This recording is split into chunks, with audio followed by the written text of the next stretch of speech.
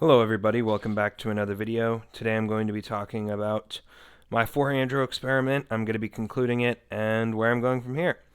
But without further ado, just a reminder, I'm not a doctor and I'm not a chemist, and I do not encourage the use of any substances, legal or illegal, and this video is strictly for educational and mainly entertainment purposes, as I'm not somebody well versed necessarily in the subject except from what I can research online.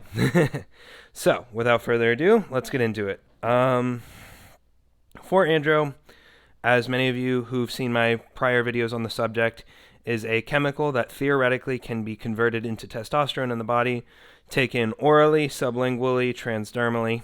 I don't really know of any other administration methods. My goal was to see if I could replace my testosterone replacement therapy by putting it on as a transdermal cream. Now, I initially in this experiment noticed higher blood pressure, some light acne if I wasn't consistent with the administrations. That went on and ceased as time went on. There was a little proliferation of the gyno at the beginning. That did not continue. So it could have just been a fluctuation of administration. Sorry, I just had dinner, so I'm swallowing a little bit. But going into that, my most recent video was on my blood work. I did not get another blood panel done recently, but the alkaline phosphatase being high has been bothering me because that's a sign of more long-term liver fatigue or stress. And although I'm on a lot of liver supplements, that could also be basically band-aiding the actual problem. Like there could be a more worse potential lying underneath of what's actually stressing out my body. So going into that topic a little bit, I think I did 4-andro. This will be, let's see, it's December now. I think I started the experiment many months ago. So I'm going to say 6-ish, 7-ish months. I did not have exorbitant ALT or AST in any of the blood panels that I got done, except for, I think, one when I took Tylenol, because Tylenol is obviously extremely stressful to the liver. And overall, did it work for replacing my drive, potential, muscle strength, muscle recovery, gym recovery, and mental capacity? Yeah, it seemed to work. Obviously, this is completely anecdotal. This is just my experience. And I imagine that the more compounds you introduce of this, so if somebody is on, say, a cycle of multiple different compounds, it'll change the ratio of androgens. So let's say you were doing, I don't know, the 1-DHEA or 1,4-DHEA. Now you have a lot of androgenic signaling. Now your body's going, oh, maybe we have an androgen dominant state. Let's start converting more to estrogen, and maybe you could get proliferation of the gyno that way. So there's a lot of potential and downstream effects for this. And the most frustrating thing is we just don't know, because no one's really done any sort of more in-depth analysis on 4-andro or its biochemical effects. We're assuming that it turns into estrogen. We're assuming that some of it turns into testosterone.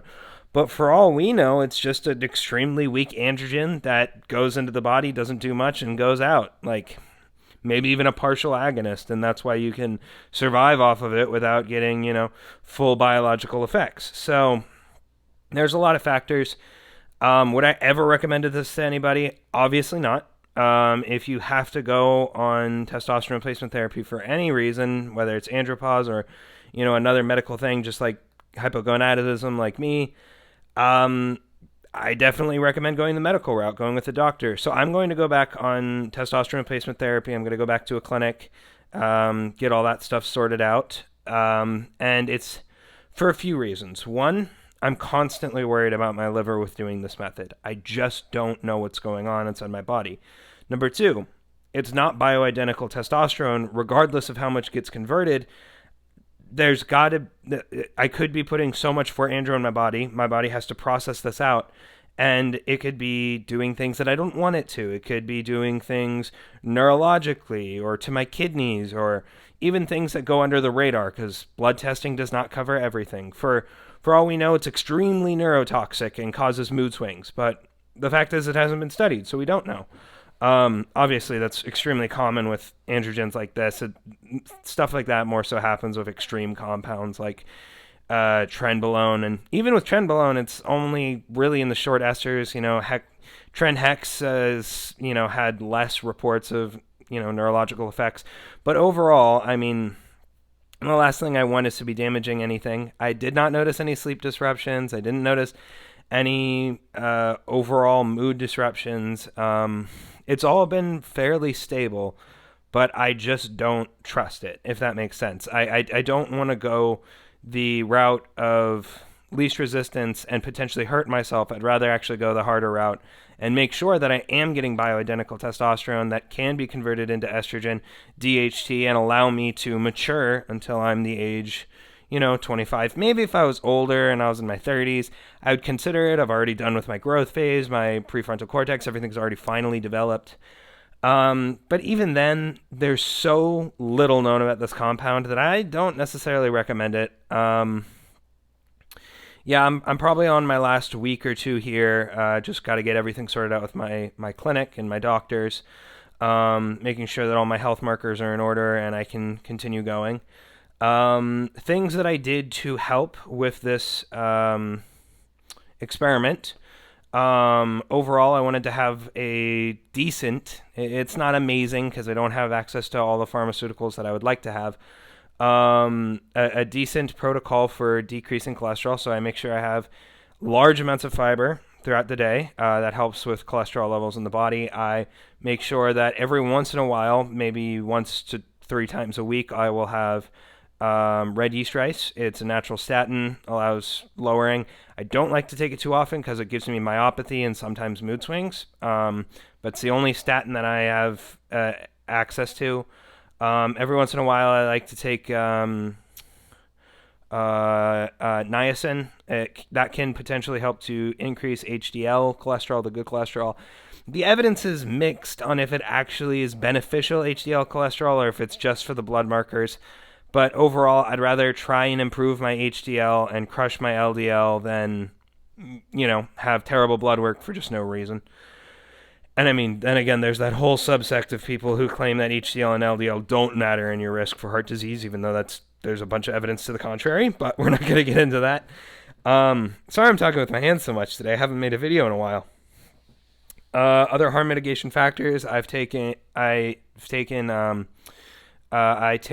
high dose milk thistle, not extremely high dose, just high dose towards the upper echelon of the range. I take Tudka twice daily, 250 milligrams, and I take currently now N-acetylcysteine. I used to take 6 grams a day. I went down to 3 grams a day, and I'm at 4 grams a day. Partially, I take N-acetylcysteine for my OCD as an adjunct therapy to my SSRI, but I noticed that if I go too low in the N-acetylcysteine, I feel really bad. So I don't like to go very low in the N-acetylcysteine department, regardless of if I actually need it for liver regeneration. And obviously, I take my normal supplements as in terms of I have my migraine stack, which is magnesium, CoQ10, and I'm blanking. Magnesium, CoQ10, and riboflavin, and that has some evidence that can help with decrease the frequency of migraines. For me, it's seemed to be pretty decent. I also got Botox injection for my chronic migraine, so hopefully that'll start working soon. That was a couple weeks ago. And overall, I would say the experiment has potential. I would want to see a lot more people's blood work on this. And frankly, I'm not super concerned, and people can judge me for this. I do want to, don't get me wrong, I do want to see people's testosterone levels on this, obviously. But because there's so much cross detection and people don't have access to high sensitivity testing, I'm more so curious about the negative outcomes. I'm more so curious about the cholesterol skews, the liver values, the kidney values. I want to see what's happening in people's blood work for pure health concerns and not necessarily the hormonal aspect, although that's extremely important, especially when it comes to testing estradiol and things that can be neuroprotective and cardioprotective. If anybody has any blood work or there's another video where somebody's talking about this, send it to me. I really want to see it. I really want to know. Changing the topic a little bit. It's bulking season. Just joking around. It's always bulking season for me, right? But I've been doing a lot of lifting lately, and I'm still on the 4 andro. It's given me pretty decent recovery at 4 pumps a day. I think it's a little excessive as far as drug burden, but who knows? Overall, I think this is going to do it for the video today. I hope everybody's doing great out there. If you guys want to leave me a comment, tell me what you want to see in videos. If you have any experience with this compound, maybe if you ran it as a cycle and just did the 8-week thing, or if you did an experiment where you, even if you were just on 4 andro in general, but you got blood work, I would love to hear about it. Anything like that. Obviously, don't share any extremely personal information. I'm not asking for that. And if you don't feel comfortable, don't share it. That's fine. But I would like to hear people's anecdotes, other stories, because I have looked high and low for anecdotes on this. I even went into crazy deep Reddit threads and found freaking nothing, man. They just say it's liver toxic because it's liver toxic, and you shut up because you haven't been in this as long as I have. Or the other people that are like, why would you want to experiment with something over the counter when you could just go to your doctor and get this prescription? And it's like, life's not that simple, and you should always be looking for alternatives. And the idea that there's only one gold standard drives me insane. I think experimentation is really important. But anyways, I hope you guys enjoyed the video. I will see you in the next one. Keep those shoulders back and down while you lift. And until then, have a great one.